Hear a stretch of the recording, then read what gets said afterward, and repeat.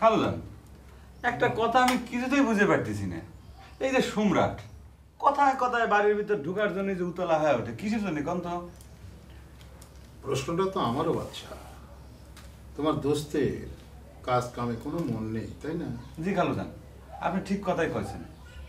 আর তার যদি মনই থাকবে তাহলে বলে এই সিরিয়াস সময় সে কি বাড়ির ভিতর ঢুকেছে এখন? আর একটা কথা খালুদান, সে কিন্তু কথায় কথায় আমাকে খালি হুকুম করে। আচ্ছা আপনি কোন, আমাকে হুকুম করার মতো যোগ্যতা কি তার আছে? আর সে তো এই অঞ্চলের কোনো পাবলিক না, সে ভিন্ন একটা অঞ্চল সে আমাদের গ্রামে আছে। আর সে হলো একজন বহিরাগত। আর আপনি কি তাকে আমাকে শাসন করা, হুকুম করার অধিকার বা ক্ষমতা কোনো কিছু দিচ্ছেন? তোমার কি মাথা খারাপ হচ্ছে? আমি কি সেই ক্ষমতা তাকে দিবার পারি? আমি যদি সেই ক্ষমতা কাউকে দেই তাহলে সেটা তোমাকে দেবো, কারণ তুমি আমার অঞ্চলের সওয়াল। জি খালুদান, আরেকখান কথা খালুদান, আপনি যে আমাকে এত ভালোবাসেন সেটা নিয়েও কিন্তু এই সম্রাট আমার সাথে হিংসেমি করে। আরে না করে, হিংসে করে তোমার প্রতি আমার যে ভালোবাসা সেটা কমাবে পারবে না। শোনো, তুমি কাজ মন দিয়ে করো, দেখো তোমার উন্নতি হবে। আর সম্রাট তো মন দিয়ে কাজ করতেছে না, তার তো কোনো উন্নতি হবে না। তাকে চলে যাওয়া লাগবে তার গ্রামের বাড়িতে। খালুদান, একটু হাতখান দিবেন এদিক? হাত খান কি করবে? এটা টিপে দিচ্ছেন। ও আচ্ছা, দাও।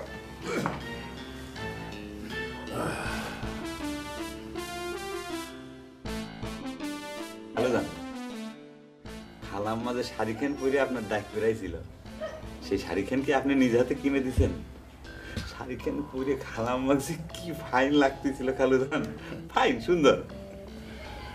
তোমার নজর তো সব দিকেই আছে দেখতে পাচ্ছি।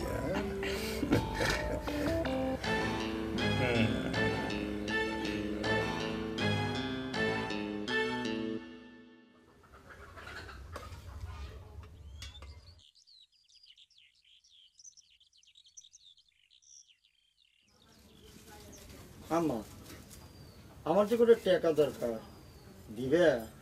দাও না মা। টাকা আমি কনে পাবো? তোর বাপের কাছে যাই কম। তোমার স্বামীর কাছে টাকা চালিতে আবার সুদ দেওয়া লাগবে নি। দাবি যদি করিয়ে বসে তাহলে সুদ দিব, অসুবিধা কি? সুদ ছাড়া তোর টাকা দিবই বা কেন? আব্বার কাছ থেকে সুদি টাকা নিলে সারা জীবন তো খালি সুদই দেওয়া লাগবে নি, আসল তো কোনোদিন শোধ হবে না। না ওই, তাও তো সে মানুষের উপকার করে, গরিবের বন্ধু। তার মতন গরিবের বন্ধু কয়জন আছে রে?